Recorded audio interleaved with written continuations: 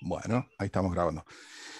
A ver, si ustedes recuerdan a la primera clase, una de las características que habíamos visto de Java, decía que Java era un lenguaje orientado a objetos.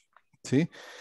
Ahora bien, no entramos en demasiado detalle sobre qué es lo que quería decir orientado a objetos. La idea de esta clase es que veamos cuáles son las características de los programas orientados a objetos en general.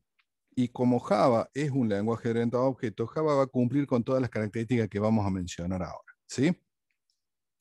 ¿Qué es la programación orientada a objetos? Así como lo dice la filmina que tenemos ahora, la programación orientada a objetos es un método de implementación en el que los programas se organizan como colecciones cooperativas de objetos, cada uno de los cuales representa una instancia de alguna clase y cuyas clases son, todas ellas, miembros de una jerarquía. ¿Sí? Un lenguaje orientado a objetos solo si satisface los siguientes requisitos. Soporta objetos, los objetos tienen asociadas clases y las clases pueden heredar atributos de las superclases. Esas son tres características que todos los lenguajes orientados a objetos cumplen. ¿Sí? Por ende, Java también los cumple. ¿Sí? Java es un lenguaje orientado a objetos 100%. Vamos a ver un poquito cuáles son los elementos fundamentales de cualquier programa orientado a objetos. Esto que vamos a ver ahora no es exclusivamente de Java. ¿Sí? Todos los programas y los desarrollos que se hagan en el marco de orientación a objetos tienen que cumplir con cuatro elementos fundamentales, que son la abstracción, el encapsulamiento, la modularidad y la jerarquía. ¿Sí? Podemos decir tranquilamente que cualquier modelo de desarrollo de software, de programación, que no cumpla con alguno de esos requisitos, no es orientado a objetos. ¿Sí? No quiere decir que los tienen que utilizar a todos, pero si los utilizan, tienen que estar dentro de estos cuatro modelos, ¿sí? Dentro de estos cuatro elementos. ¿Sí? A ver, antes que veamos la definición de abstracción, ¿quién se le ocurre, quién piensa qué es lo que puede llegar a ser la abstracción de algo?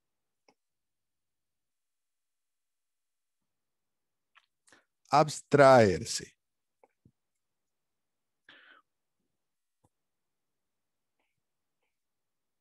¿No es?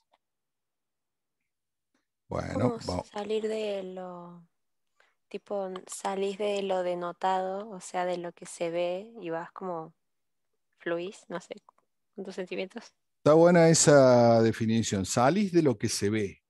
Eso está bueno. Y si salís de lo que se ve, ¿a dónde vas?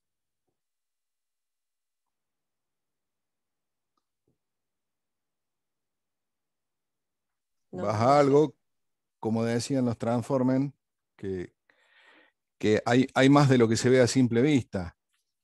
Bueno, el concepto de abstracción es que es una descripción simplificada o una especificación de un sistema que enfatiza algunos de los detalles y suprime otros. ¿Sí? Esta imagen, que está muy buena, es de un libro muy viejo, pero precisamente de un libro de uno de los fundadores de la metodología orientada a objetos, donde tenemos dos personas, dos señoras, mirando un gato. ¿Sí? Y la viejita del lado izquierdo dice que es una bola peluda que ronronea y come. ¿Sí? Y la veterinaria de la derecha dice que es un esqueleto que tiene un montón de órganos adentro, como el riñón, el estómago, los intestinos, el corazón, etcétera, etcétera. ¿Sí? La pregunta es, ¿cuál de las dos tiene razón? O sea, las dos, porque está bien, tipo, lo describe. Exactamente, las dos personas tienen razón. Entonces, ¿qué es lo que cambia? ¿Por qué cambia tanto la percepción de uno y del otro? Porque depende del punto de vista y de las características en las cuales uno se enfoque. ¿Sí? Entonces, para plantear una solución orientada a objetos, una cuestión es abstraerse del problema y plantear cuáles son las propiedades sobre las cuales nosotros nos vamos a enfocar. ¿Sí? A ver, si yo les digo, tenemos una tienda de ropa que vende prendas, ¿sí? ¿Qué información necesitamos nosotros para poder hacer una venta? A ver, sugerencias. El precio, El el precio, está bien. producto, ¿Qué más? El producto, sí, ¿qué más? la cantidad de producto que tengo, el stock, El stock podría ser, sí. ¿Algún otro dato?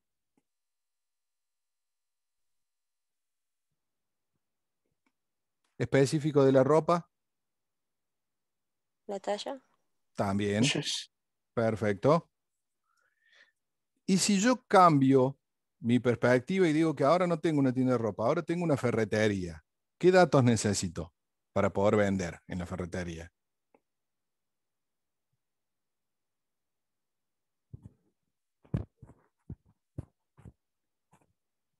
Bueno, el precio de los productos, qué El Los producto precio, tenés. stocks. el stock. los e- Pero sí, fíjense un detalle. Me acaban de decir el precio, que también estaba en la tienda de ropa. Me acaban de decir el producto, que también estaba en la tienda de ropa. Me acaban de decir el stock, que también estaba en la tienda de ropa. ¿Sí? ¿Me hace falta el talle? No. no. Ajá. Entonces, si yo analizo los dos problemas, yo puedo encontrar que hay algunos elementos que son comunes a los dos problemas y hay algunos elementos que son específicos. ¿Sí?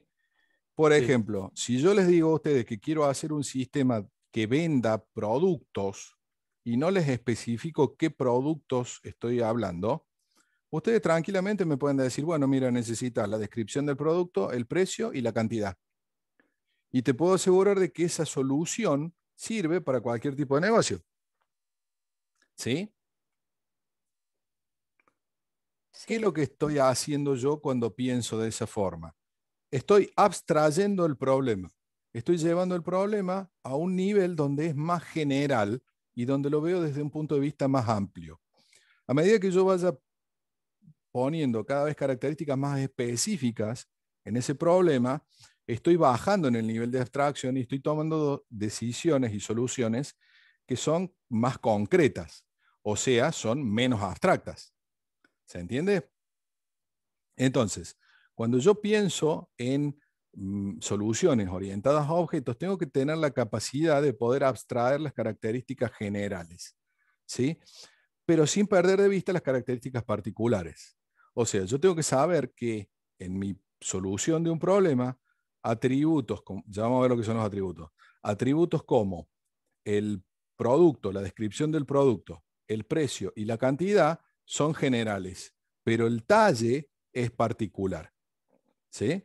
Entonces yo de esa forma puedo realizar un mejor diseño y puedo saber qué características son comunes a muchos problemas y qué características son específicas de algún problema en particular.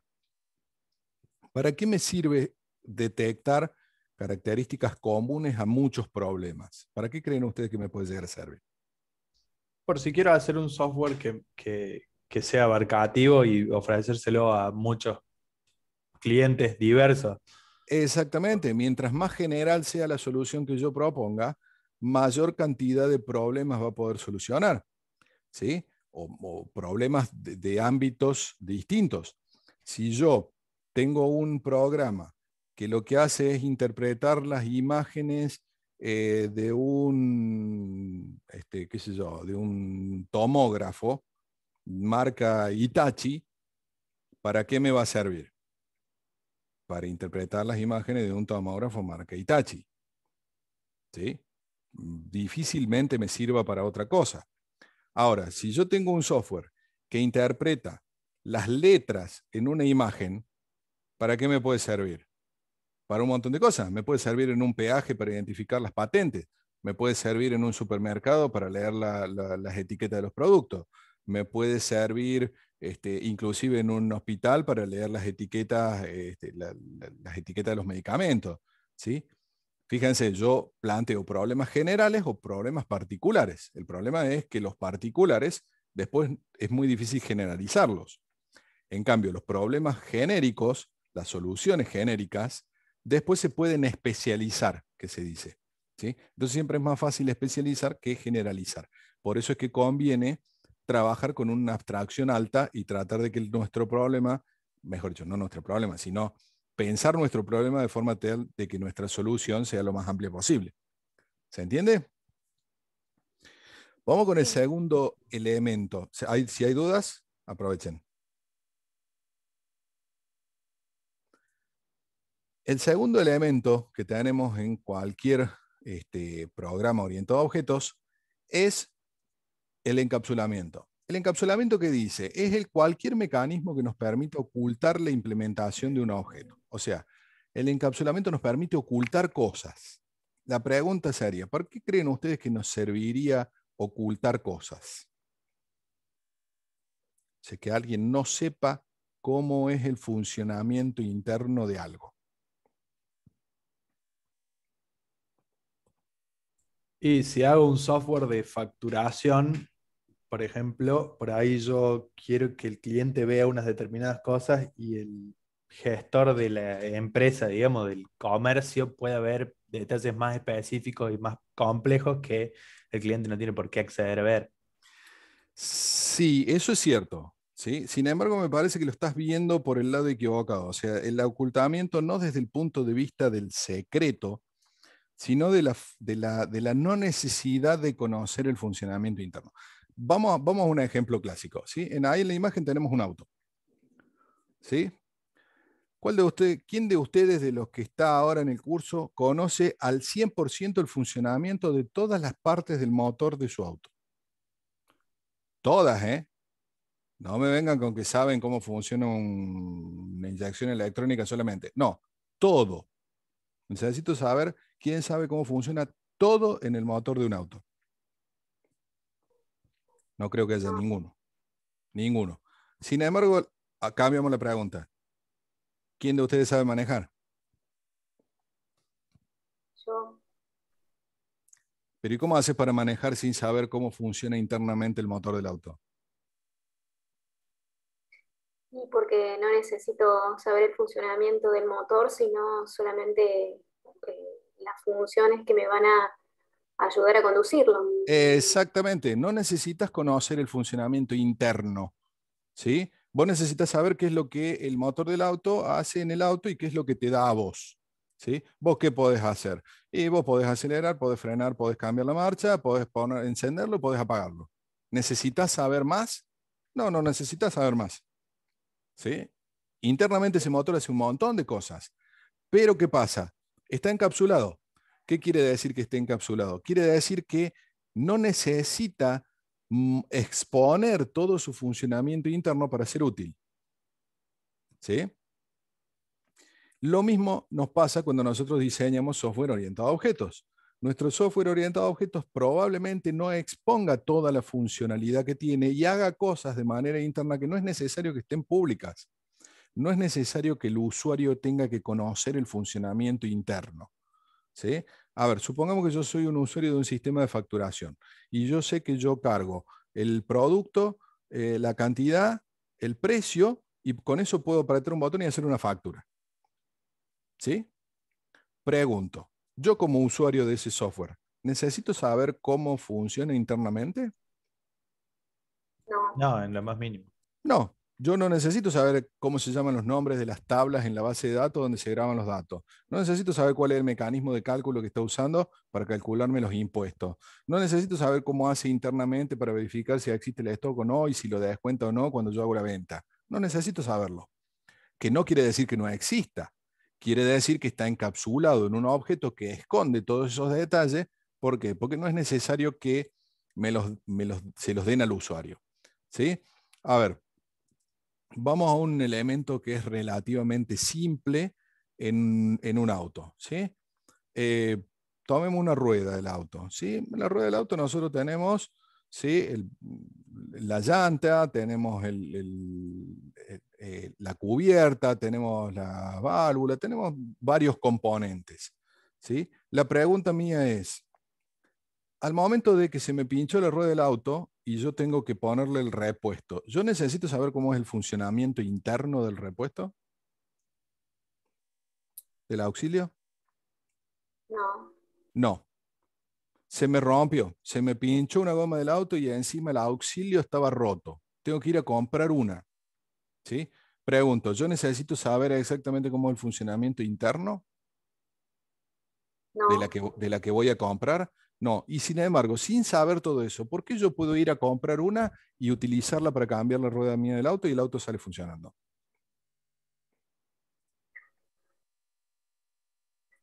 Porque está encapsulado. O sea, me está escondiendo todos los detalles de implementación de cuál es el mecanismo de fabricación interno de la cubierta que voy a reemplazar. ¿Por qué? Porque es estándar. Entonces yo puedo reemplazar una por otra. Si yo básicamente, si cumplo con las mismas características, yo puedo cambiar de marca. ¿Sí? Y la otra marca va a funcionar exactamente igual que la marca que tenía antes. ¿Sí? Yo puedo salir de Argentina, me voy en el auto a Brasil y puedo comprar una cubierta en Brasil. ¿Por qué? Si estoy en otro país, ¿cómo puede ser que funcione? Y funciona porque oculta todos los detalles de implementación. Ni siquiera sé cómo está fabricada, sin embargo. Si cumple con las características, yo la puedo reemplazar. ¿Sí? Eso es exactamente igual en el código. ¿Sí? Si yo tengo un código que cumple con ciertas características, no necesito saber cuál es el funcionamiento interno, no lo puedo reemplazar la versión A por la versión B y no voy a romper nada en el camino. ¿Se entiende? sí, Otra característica que tenemos con respecto al software orientado a objetos es la modularidad. La modularidad, como lo dice la filmina esta, es la propiedad que tienen los sistemas que han sido descompuestos en un conjunto de módulos cohesivos y débilmente acoplados. Sí, a ver, ahí tenemos dos palabras medias raras, que en realidad son más fáciles que jugar con tierra, pero que suenan raro. La pregunta sería, ¿sí? ¿Ustedes saben que en realidad una computadora está compuesta por todos esos elementos que ven ahí en la pantalla? Sí, Sí, Y sin embargo, si Sí. yo me miro sí, acá, miro la computadora que tengo ahora al lado mío, yo veo un gabinete cuadrado negro que aparentemente es recontra simple. Y sin embargo, tenemos todos esos componentes adentro. La pregunta mía sería la siguiente. Yo tengo ahí un disco duro. ¿Sí? Para los que no lo ubican, este. ¿Yo puedo sacar ese disco y poner otro? sí. sí. Puedes cambiar. Pero, ¿cómo puede ser que siga funcionando? ¿Que yo puedo poner cualquier disco en la computadora? Sí, me tienen que decir ustedes. Sí, puedo Sí. poner cualquier Sí, disco en la computadora. Ahí está. ¿Sí? A ver, repasemos entonces un poquito el significado de esas palabritas extrañas. ¿Sí? Módulos cohesivos. ¿Qué quiere decir cohesivo? Cohesivo quiere decir que trabajan en conjunto. ¿Sí? Seamos honestos, yo tengo una placa madre en mi computadora, le conecto un disco duro, la placa madre le manda datos al disco duro, el disco duro los alimenta, cuando la placa madre pide los datos, el disco duro los lee y se los manda. Podríamos decir que trabajan en conjunto. ¿Sí? La fuente de alimentación que tengo acá le manda alimentación, energía a la placa madre y al disco duro, y los discos duros funcionan y la placa madre también. La placa madre le manda una señal a la fuente y la fuente se apaga. Se puede decir que trabajan en conjunto. De hecho, podríamos decir que todas estas entidades trabajan en conjunto. ¿Y qué quiere decir que sean débilmente acoplados? Débilmente acoplados quiere decir que a pesar de que trabajan en conjunto, no dependen uno del otro. ¿Sí? Por eso es que yo puedo sacar un disco duro y poner otro disco duro y a la placa madre no le va a importar. Si yo cambio la fuente de alimentación, saco la fuente que tenía y pongo una de mayor potencia, la computadora va a seguir funcionando. ¿Por qué? Porque trabajan en conjunto, pero no dependen de. ¿Sí? Entonces, ¿qué logro yo con que los módulos sean cohesivos y débilmente acoplados? Cohesivos quiere decir que van a trabajar como un sistema en conjunto. Y débilmente acoplado quiere decir que cada parte por sí misma es independiente en cuanto a su funcionamiento interno. ¿Sí? ¿Qué otra cosa se les ocurre a ustedes que puede llegar a tener esta característica de tener partes cohesivas y débilmente acopladas? A ver, pensemos un poquito. El celular. El celular podría ser, habría que ver qué componentes, porque en general los celulares son bastante cerrados, pero puede llegar a ser, sí. Un ventilador. Un ventilador, sí, sí, podría ser. A ver, ¿qué partes serían débilmente acopladas según vos, en ese caso? ¿Qué podrías cambiar sin romper todo? Las aspas, Podrías cambiar las aspas y el ventilador seguiría funcionando, le pones otra, claro. ¿sí? Bueno, lo que lo cubre, no sé cómo se llama la rejilla, la reja que lo cubre. ¿Qué pasa si le pones las aspas del ventilador más chicas?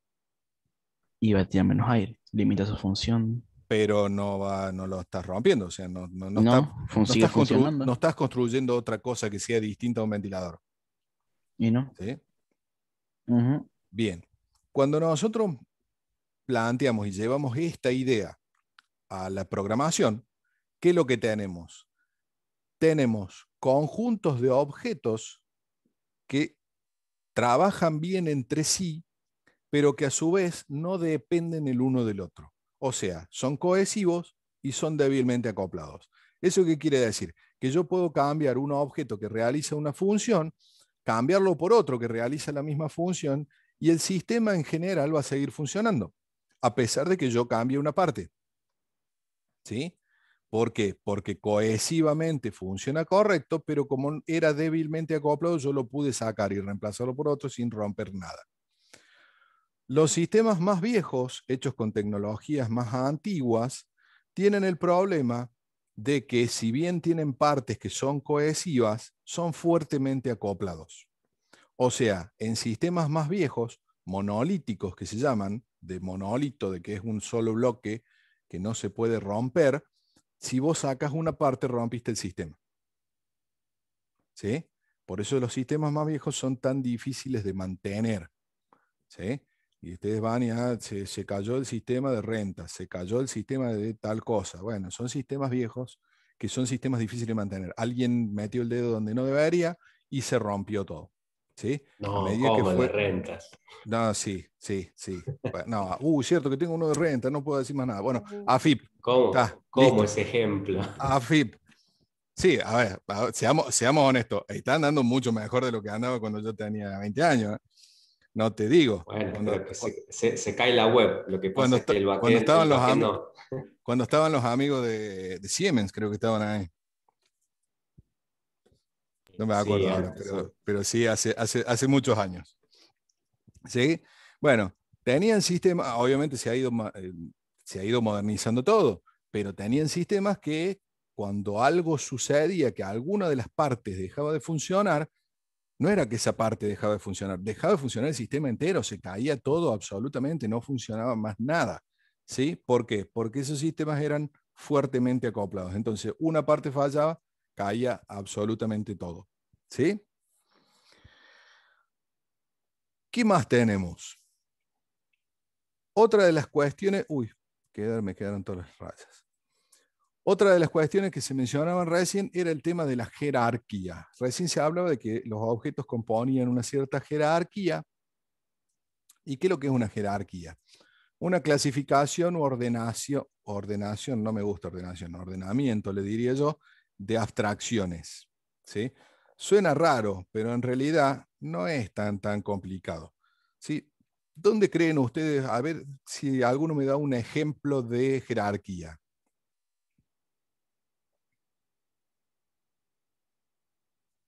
Y en Vean los puestos de trabajo, por ejemplo. en los puestos de trabajo, por ejemplo. ¿Sí? Pregunto, pongámosle nombre. ¿Sí? Díganme, ¿cuál es el nombre de este cargo?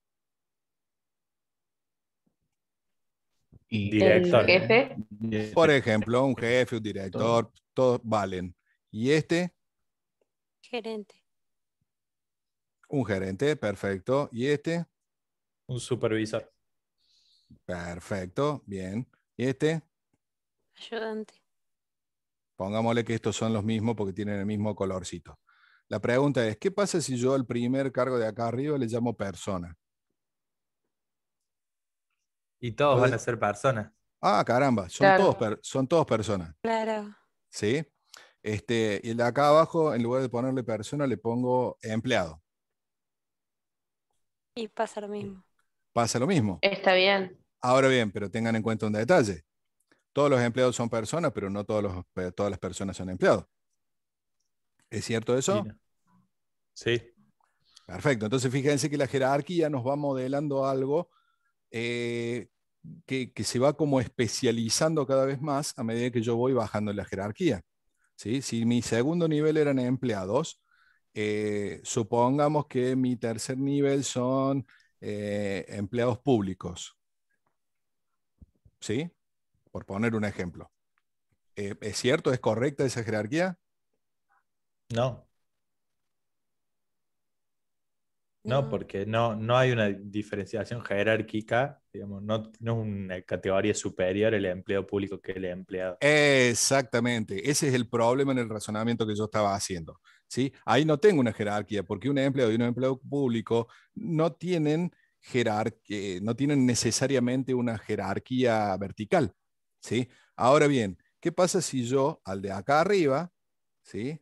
le llamo empleado, como le veníamos diciendo recién, al de acá abajo le llamo empleo público y al de acá le llamo empleado privado?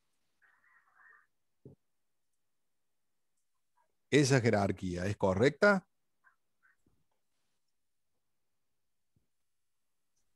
Sí, digamos, en una jerarquización de abstracciones, sí, Bueno, porque, digamos, el empleado, el concepto de empleado es más abstracto que el de empleo público y el de empleo privado. Entonces, empleo privado y público exacto. están por debajo de empleado. Fíjate que lo que te está mencionando arriba es una jerarquía de abstracciones. Entonces, en ese caso, estaría bien lo que nosotros estamos diciendo.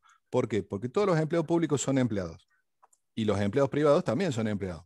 Sin embargo, esa relación de abstracción no se cumple entre el empleado público y el privado. Se podría decir que están en el mismo nivel. ¿Sí?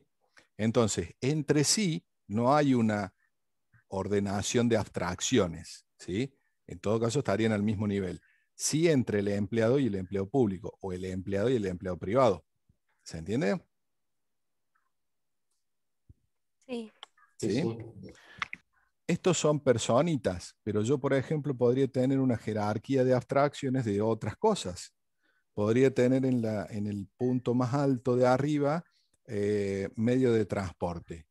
Y más abajo podría tener, no sé, avión, tren y colectivo. En el avión podría tener avión de carga y avión de pasajeros. ¿Sí? En el colectivo podría tener de corta, media y larga distancia. ¿Sí? Van viendo cómo esa jerarquía y esas abstracciones se pueden manejar sobre distintas cosas, sobre distintos ámbitos. Siempre podemos especializar o generalizar más algún concepto. ¿Sí? Bueno, Sí. esa es una de las características, ¿sí? O sea, los programas orientados a objetos tienen siempre alguna jerarquía de abstracciones. ¿Cuál va a ser? Y bueno, eso va a depender de cuál sea el problema que estamos tratando de solucionar. ¿Sí? Por ejemplo, en un sistema de facturación, ¿cuál podría llegar a ser una jerarquía? Y podés tener documentación comercial. Dentro de la documentación comercial podés tener facturas, recibos y nota de crédito. Dentro de las facturas podés tener factura de contado, factura por venta con tarjeta. Este, es una jerarquía que depende exclusivamente de ese ámbito, de esa aplicación.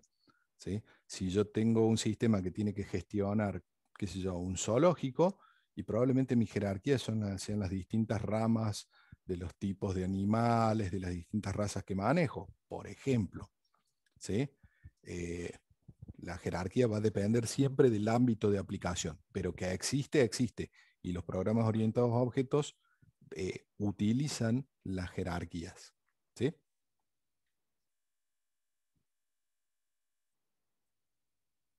Sí, sí. Otra de las características que tienen los programas orientados a objetos es el polimorfismo. El polimorfismo tiene un nombre medio raro, pero en realidad es un concepto bastante simple. ¿Qué quiere decir? Quiere decir que los programas orientados a objetos escogen los métodos para realizar una acción dinámicamente de acuerdo al tipo de objeto que se trate. ¿Sí? Por ejemplo, supongamos que yo tengo un medio de transporte. ¿Sí? De ese medio de transporte tengo tres tipos de medio de transporte. Eh, el avión, un auto y un caballo. ¿Sí? ¿Estamos de acuerdo hasta ahí? Sí. Sí. Perfecto. Supongamos que yo le mando una instrucción a mi medio de transporte, que inicialmente no sé cuál es, y le digo avanza. ¿Cuál de los tres medios de transporte se creen ustedes que va a poder hacer lo que yo le estoy ordenando? Y por ahora todos. Todos. Claro. Sin embargo, la forma en la que avanza un caballo, un auto y un avión no es la misma. ¿Sí? Bueno, ese es el concepto básico de polimorfismo, que yo le puedo dar una instrucción a un objeto que yo sé qué es de forma general, y el programa va a decidir sobre la marcha cuál es la forma particular de responder a ese método. ¿Sí? Si mi objeto era un caballo, yo voy a saber cómo tengo que hacerlo avanzar. Si era un auto, voy a saber cómo tendría que avanzar, y si era un avión también. Pero yo no me tengo que preocupar a priori de cómo se hace, ¿sí? Porque yo sé que todos mis medios de transporte van a saber responder al mensaje avanzar, ¿sí? Esa capacidad de poder utilizar un objeto sin necesidad de conocer exactamente ni el tipo de objeto ni el funcionamiento interno es lo que se llama polimorfismo, ¿sí?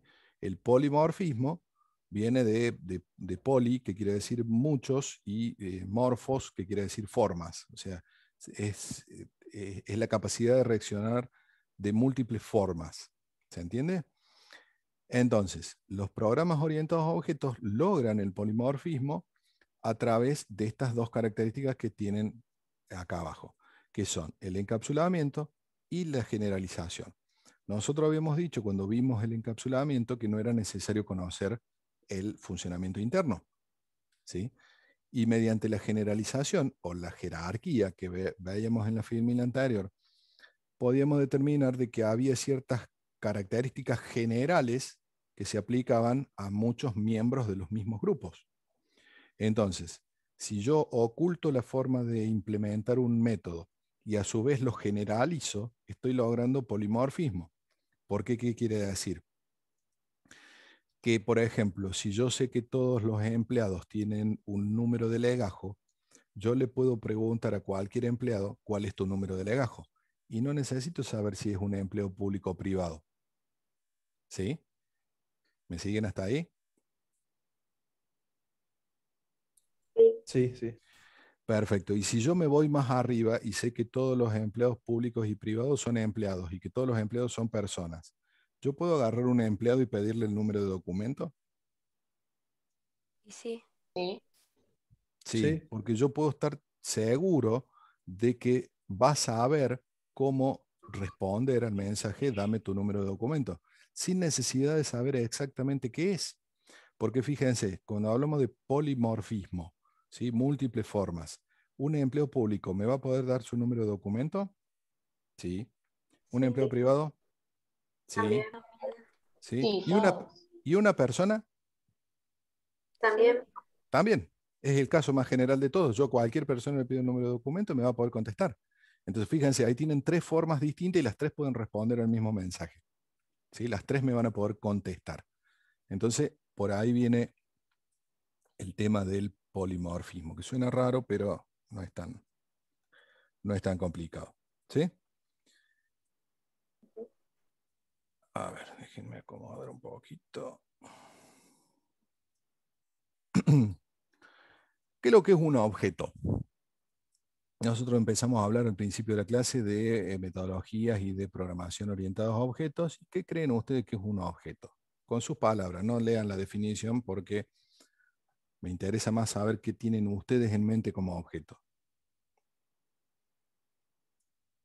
Algo que podés manipular. Sí, perfecto, algo que podés manipular. ¿Qué más?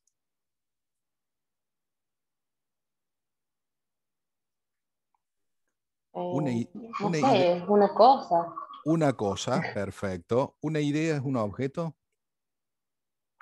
No, porque no lo puedes tocar. O sea, el objeto debería ser tangible. ¿O no? ¿Y hace falta que se pueda tocar? ¿Yo Puede ser. puedo darle forma a una idea en mi cabeza?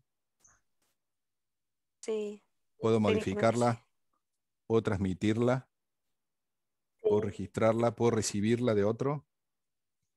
sí, Sin embargo, no la pude tocar en ningún momento. Entonces también es un objeto. Exactamente, también es un objeto. Fíjense las tres condiciones que figuran abajo. Son cosas, pueden ser simples o complejos, pueden ser reales o imaginarios. ¿Sí? Son cosas que yo puedo manipular. Nada dice que son cosas que tienen que ser tangibles. Puede ser una cosa intangible. ¿Sí?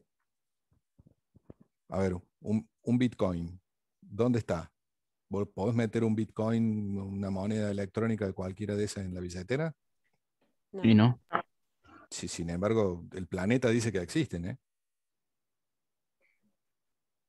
¿Sí? Claro. Perfecto. Entonces, el tema de que pueda ser tocable o no tocable ya no es requisito para los objetos. No necesariamente tiene que ser tangible. ¿Sí? Pero fíjense, al principio dice, es la manifestación concreta de una abstracción con límites bien definidos, identidad, que tiene estado y comportamiento. ¿Sí? Si yo te digo, una idea puede ser un objeto, recién dijimos que sí. Sin embargo, la respuesta es no. Así, en abstracto, una idea no es un objeto. Si yo te digo, tengo la idea de que el Sol es una estrella, ahí sí estamos frente a un objeto. ¿Por qué?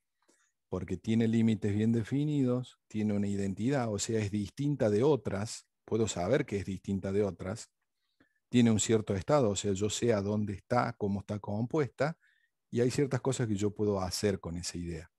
¿Sí? Y lo ¿Y mismo va a cuál pasar, sería la diferencia la con diferencia idea entre solo, con la palabra idea? que no tenés cómo acotarla. O sea, básicamente está fallando en la primera parte, está fallando en que no tiene límites bien definidos. ¿Sí? Qué feo que Sí, dibuje. ¿Sí? O sea, tengo una idea. Ajá, perfecto. ¿Cuál es? No sé. Bueno, explícame. No, no te lo puedo explicar. Bueno, definime cómo la puedo describir. No, no te la puedo describir. Si no podés limitarla, describirla, identificarla, en realidad no es un objeto. ¿Se entiende? Y si, por ejemplo, no sé, yo digo, tengo una idea de algo que está en el cielo, o sea, es una referencia al sol, Sí. decir algo que está en el cielo, ¿ya lo convertiría en un objeto o no? Claro, ya lo estás limitando. ¿Sí? O sea, no Claro, solo que lo estás limitando, sino que lo estás identificando. Porque tengo una idea de algo que no sé cómo se llama, pero está en el cielo.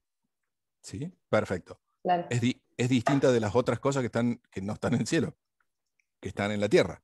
claro, Ahí ya empezaste a limitar y a identificar. Obviamente, a medida que vayas avanzando, vas a identificarlo y vas a limitarlo mejor, pero ya estás trabajando sobre un objeto un poco más concreto. ¿Se entiende? claro, Probablemente ahí ya empieces a jugar con los conceptos de jerarquía. ¿Sí? ¿Por qué? Porque mientras más específico sea lo que vos estás describiendo, más detallado va a ser. ¿Se entiende? Entonces ya claro, empezás a definir, che, pero a ver, ¿tiene luz propia o no tiene luz propia? Bueno, perfecto, puede ser una estrella o puede ser un planeta. No, no tiene luz propia. Bueno, entonces un planeta o puede ser un asteroide o puede ser una luna. Perfecto, el tamaño, ¿es chico, es grande? No, es chiquito. Bueno, entonces no puede ser un planeta, tiene que ser un asteroide. ¿Sí? Fíjate cómo vos empezás a marcar más los límites, empezás a bajar en la jerarquía y empezás a especificar más. Pero no quiere decir que lo primero que tenías no fuera un objeto. Era un objeto de un nivel muy alto. ¿Sí? ¿Se entiende? sí, sí, sí, sí, a ver si. Bueno, fíjense, objetos. Una antena parabólica, esta está fácil. ¿Sí? Es bien tangible, todo perfecto. Un profesor, acá ya estamos hablando de personas, sin embargo una persona es un objeto. Un objeto, un helicóptero, un automóvil, esos serían objetos relativamente simples, ¿sí? Simples de identificar. Una cuenta bancaria, ¿sí? Es un objeto y los requisitos los cumple. Tiene una identidad, tiene un límite, pertenece a alguien, ¿sí? Estaría cumpliendo los requisitos de un objeto. Y un número complejo, Es muy general. Pero ¿sería un objeto o no sería un objeto? ¿Qué piensan? Sí, porque al Y decir número sí, o complejo ya sea, lo claro, estamos diferenciando de otros tipos de números. Exactamente. claro. Básicamente es un objeto matemático. Ese objeto matemático tiene ciertas características, tiene una forma de identificarlo, tiene límites, es distinto a otros tipos de números, tiene un conjunto de operaciones que vos podés hacer sobre un número complejo que no podés hacer sobre otros números. O sea, básicamente está cumpliendo con todos los requisitos de ser un objeto. Lo que pasa es que es un objeto intangible, es un objeto imaginario. ¿Sí? Bueno, en este caso más todavía. ¿Se entiende? Si yo consigo delimitarlo, como dice la teoría de objetos, identificarlo con respecto a otros, es un objeto. ¿Sí? Ya vamos a ver la diferencia entre clase y objeto. Y vamos a ver que se pueden agrupar objetos con características generales sin identificar. ¿Sí? Sí, sí. Sí, Algunas características de los objetos. ¿Sí? La primera que siempre uno tiene en cuenta es el tema del estado o la propiedad. Un objeto tiene que ser distinto a otros objetos. ¿Sí? Fíjense que lo que dice acá, una propiedad es una característica inherente o distintiva, un rasgo o cualidad que hace que un objeto sea ese objeto y no otro. O sea, tengo que poder diferenciarlo. ¿Sí? Si yo digo auto, vamos a empezar a definir un poco más fino el concepto de objeto. Auto, hasta recién decíamos que el auto era un objeto. Ahora bien, yo te digo auto, ¿alcanza? No, No, porque puede ser cualquier auto. Puede ser cualquier auto. ¿Para qué me Pero se serviría? diferencia de otros medios de transporte. Exacto. Hay algún cierto nivel es diferente de otras cosas. ¿Sí? Yo puedo decir, un auto no es lo mismo que un avión. Y ahí lo estoy diferenciando. ¿Sí? Puedo tener un objeto avión, puedo tener un objeto auto. ¿Sí?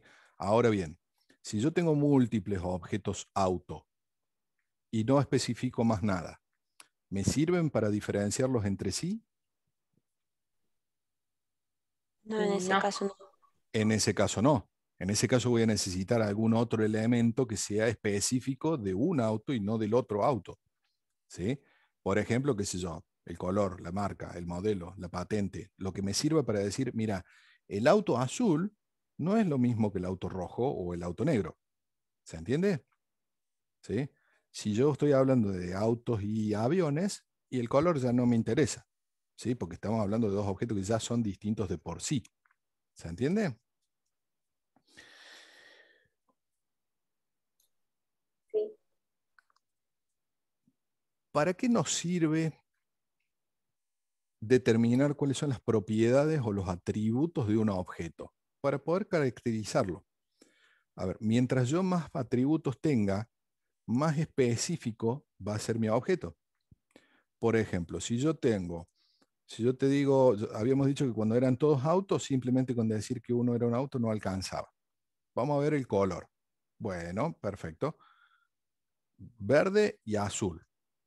¿Me sirve ahí para diferenciar un auto de otro auto? Sí. Pero ¿qué Y pasa si si yo yo... le tengo dos autos, uno verde y uno azul, sí, sí tengo. Perfecto. ¿Qué pasa si tengo dos autos verdes?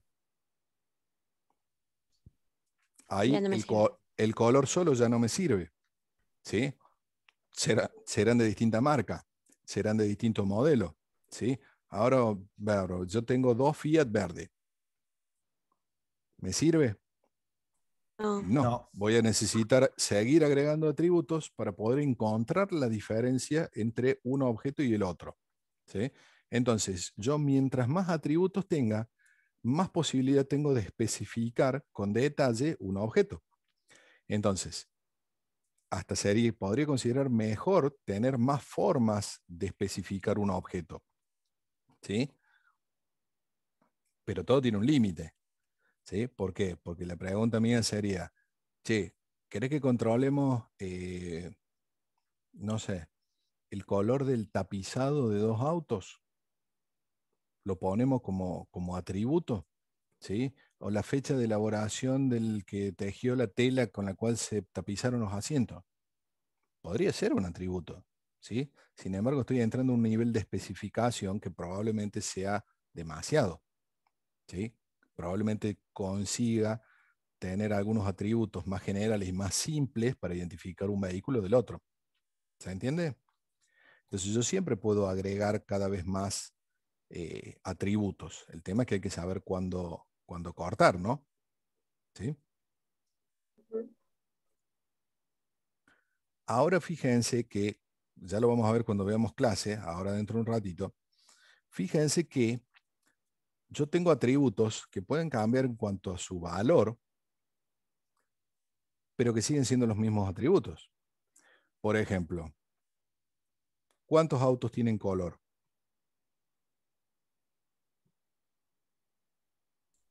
Todos. Todos. Van a cambiar con respecto al color particular que tiene cada uno, pero yo no puedo decir que tengo autos sin color. Todos tienen color. Entonces, ¿qué es lo que a mí me identifica un objeto de otro? ¿Qué es lo que me diferencia un objeto de otro? No el atributo en sí, sino el valor del atributo. ¿Por qué? Porque si yo te digo, el color me identifica el auto. No, todos los autos tienen color. El valor del atributo color puede ser verde, puede ser negro, puede ser blanco. Entonces, en realidad es el valor el que me está diferenciando el objeto, no el atributo, porque el atributo es común para todos los objetos. ¿Se entiende? Ya vamos a ver un poquito más cómo se encapsula eso para entender de dónde vienen esas diferencias. ¿Sí? ¿Qué otra cosa tienen los objetos? El comportamiento. ¿Sí? El comportamiento es qué es lo que un objeto puede hacer. ¿Sí? Todos los objetos pueden hacer cosas o podemos hacer cosas con objetos. ¿Sí? Por ejemplo, vamos al auto que veíamos recién. ¿Qué creen que se puede hacer con un auto? Manejar. Sí, pero eso es Acelerar, más frenar. pero eso es más un comportamiento tuyo que Ah, del claro. vehículo. Ahí es perfecto. Ahí me gusta un poco Acelerar. más. ¿Sí? Acelerar, frenar, son cosas que vos podés hacer que hace Ahí que hace está. el auto. ¿Sí? Doblar. Perfecto. Entonces, si nosotros nos vamos a eso, fíjense, puede realizar las siguientes acciones: arrancar, parar, girar a la derecha, girar a la izquierda, ir para atrás, etcétera, etcétera, etcétera. Mi pregunta sería, ¿qué autos pueden hacer eso? Todos. Todos. ¿Sí? Sin embargo, yo estoy viendo que hay ciertas características comunes, o sea, cierto funcionamiento que todos los objetos de un cierto tipo pueden realizar. Nosotros hace un ratito hablábamos de los atributos y decíamos, todos los autos tienen algún color. Perfecto. Los colores pueden ser distintos. Podés tener un auto que va para adelante al mismo tiempo que otro auto está doblando a la izquierda. ¿Sí? El tema es la posibilidad. ¿Los dos autos pueden moverse en las mismas direcciones? Sí, nada más que uno decidió girar a un lado y el otro decidió ser derecho. ¿Sí? De la misma forma que un auto puede ser verde y el otro puede ser negro. ¿Se entiende? Entonces, por un lado tenemos los atributos que nos marcan la posibilidad de estado, o sea, que nos marca qué tipo de información podemos tener asociada a ese objeto. Y por otro lado tenemos los métodos o el funcionamiento que nos marca qué acciones podemos realizar. ¿Sí? Fíjense, si nosotros ahora englobamos las dos cosas juntas, tenemos un conjunto de atributos, como los que dicen ahí arriba: color, velocidad, cantidad de ruedas, motor, etcétera, etcétera, y ciertos métodos que nos indican acciones. ¿Qué podemos hacer? Arrancar, frenar, doblar. ¿Sí? ¿Una sola cosa de esas compone un objeto? No, los objetos están compuestos por las dos cosas. ¿Sí? Por un conjunto de atributos y por un conjunto de métodos. ¿Sí? Bueno, la identidad la vimos recién, que era lo que distingue a un objeto de todos los otros. No sé para qué lo repiten acá de nuevo en una filmina, 4 filminas después vuelven a repetir el tema de la identidad. ¿Cuál creen ustedes que sería la mejor forma de lograr la identidad en un objeto tipo auto? ¿Una patente? La patente. La patente. ¿Sí? Y si yo puedo cambiarle el motor a un auto, ¿sí? ¿Deja de ser un auto? No. No, fíjense que estoy utilizando el tema de encapsulamiento. Acabo de sacar un componente, lo cambié por otro componente, pero el objeto sigue siendo el mismo. ¿Sí? Sigue funcionando como tiene que funcionar. ¿Estamos de acuerdo? Sí. Vamos entonces a ver, nosotros recién hablamos de las características comunes, ¿sí? Las características comunes tienen un nombre particular dentro de lo que es la programación orientada a objetos, que es la clase, ¿sí? Fíjense el ejemplo que tiene ahí. Una clase es un conjunto de objetos que comparten una estructura común y un comportamiento común. ¿Cuál sería la clase de esos 4 objetos que estoy viendo ahí? Estoy viendo que lo dice abajo, pero bueno. Son todos coches, son todos vehículos, ¿sí? Sin embargo, tengo un auto familiar, llamémosle, tengo un utilitario, una camioneta, tengo un colectivo y tengo un auto de carreras. Estos 4 objetos, ¿tienen características comunes? Y Sí. sí, Sí, ¿Cuáles? Algunas. tienen ruedas, motor. Perfecto, sí. ¿Qué más? asiento, vidrio. Sí, pero Volante. medio como que no tienen nada que ver uno con el otro. Claro, distinta función. Exactamente. ¿Sí? Entonces, ¿yo cómo voy a agrupar ciertos objetos dentro de algunas características comunes? Como parte de una clase. ¿Sí? Como parte de una clase, ustedes ya están viendo que pueden especificar cuestiones generales y cuestiones específicas. Y acá entra de nuevo lo que nosotros veíamos de la jerarquía. ¿Sí? Si yo tuviera que decir, che, ármame una jerarquía y decime, eh, quiénes están en la parte más alta de la jerarquía y quiénes están en la parte más baja de la jerarquía. Hablando de estos 4 vehículos que tengo acá. ¿Cómo creen ustedes que yo los podría acomodar en esa jerarquía? Según ¿Qué estaría, velocidad. qué estaría en la Y, parte más alta de la jerarquía? pero acá depende mucho del criterio de jerarquización. Exactamente. Acá no hay una única respuesta correcta. Todo depende de la óptica. ¿Se acuerdan lo que veíamos al principio de las 2 señoras viendo el gato? Sí. Bueno, en este caso también el planteo de la jerarquía y de cómo agrupar características comunes depende no solo del problema, sino de la persona que lo está analizando. ¿Sí? Yo voy a tener mi criterio y seguramente cada uno de ustedes va a tener un criterio distinto. Puede que en algunos casos sean comunes las ideas que tenemos, puede que en otros casos sean distintas, ¿sí? Pero, a ver, no necesariamente está uno mejor que el otro. La solución ideal va a estar de acuerdo al problema.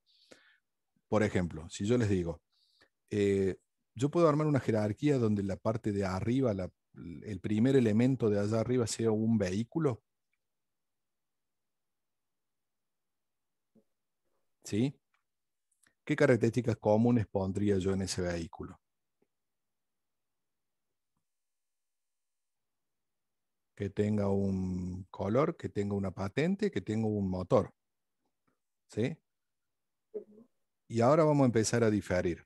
Si yo tengo que plantear un conjunto de vehículos en una parte más baja de la jerarquía, o sea, un poco más específico, por ejemplo, ¿cómo los distribuirían ustedes? ¿Cuál sería el segundo elemento a tener en cuenta?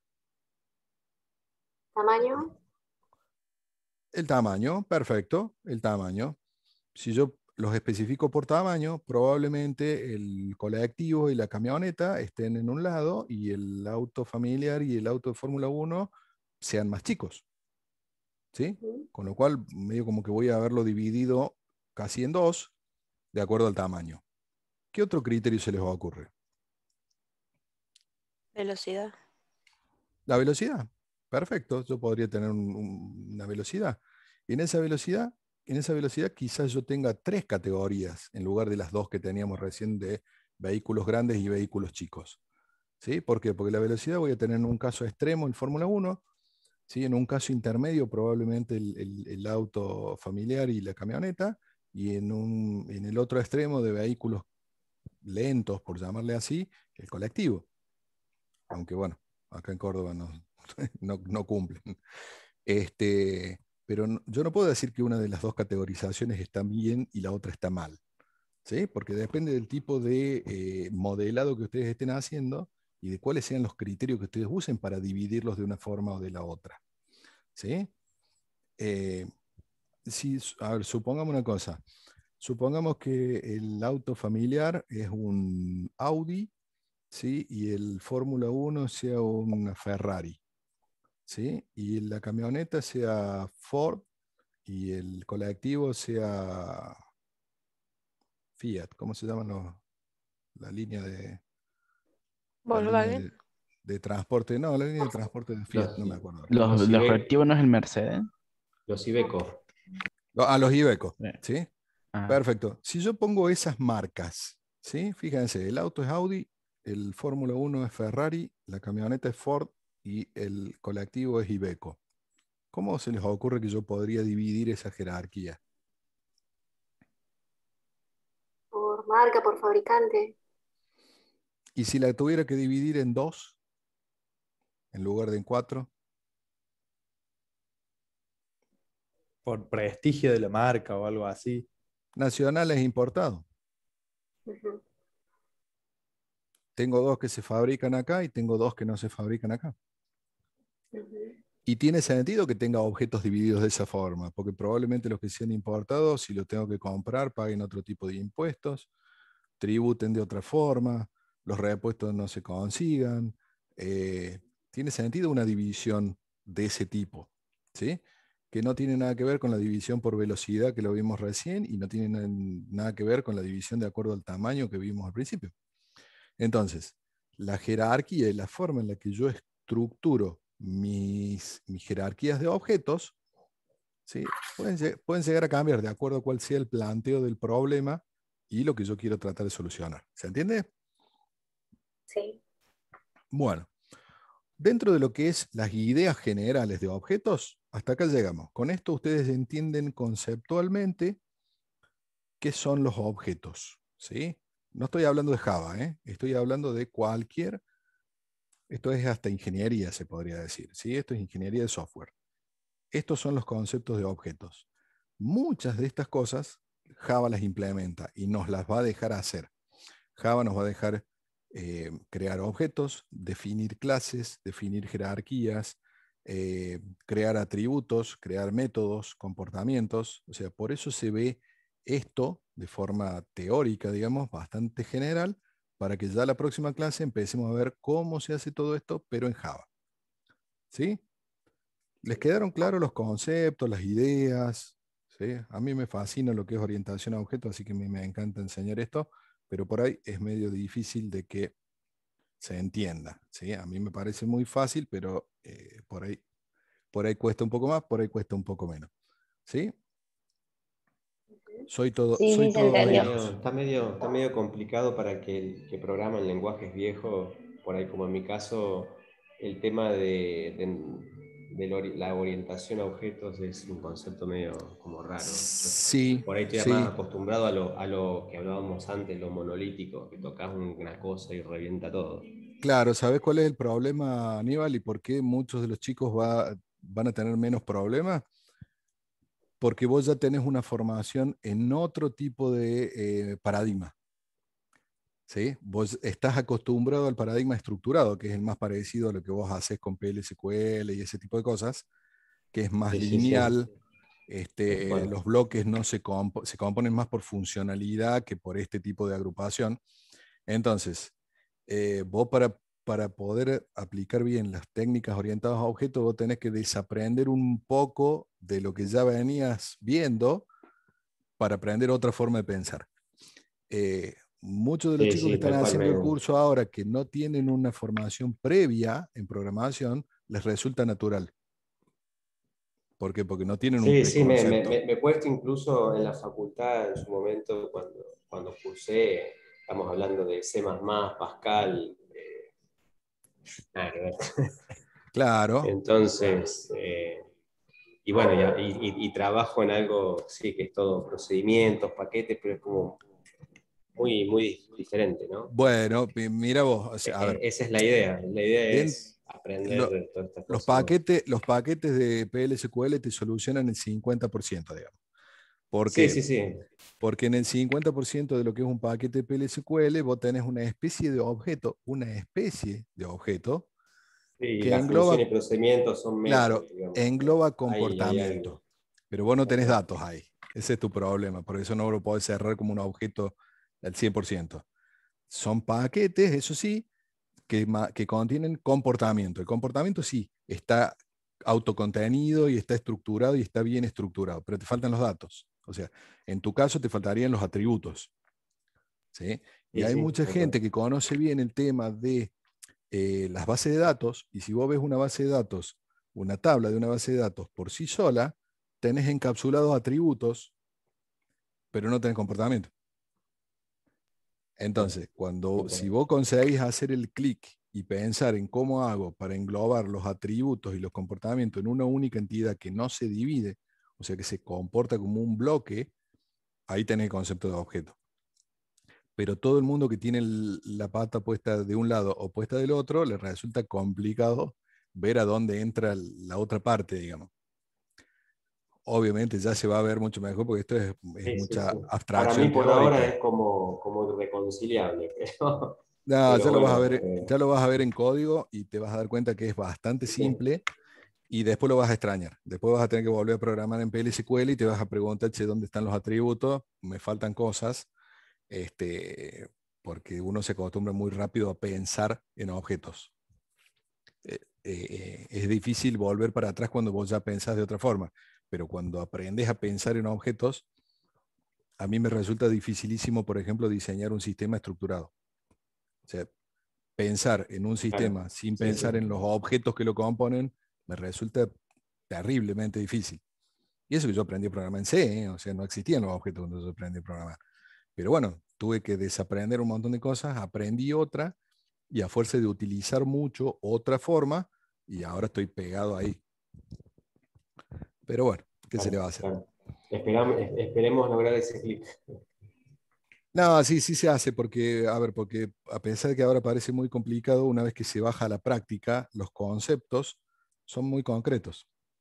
No es como programación funcional o cosas por el estilo que son conceptos muy abstractos.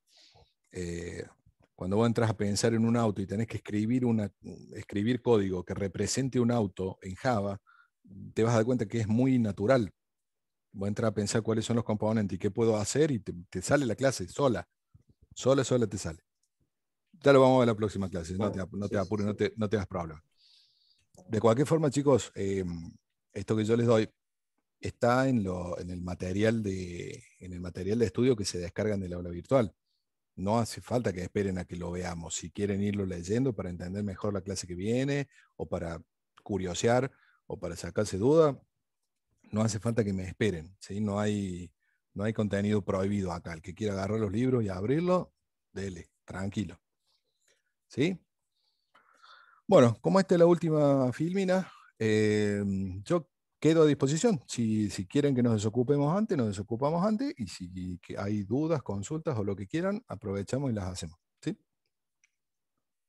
El que, Profe, tiro Profe, bomba de el- humo, este cuerpo se va a comer el asiento del miércoles. silencio, silencio, no, no diga nada.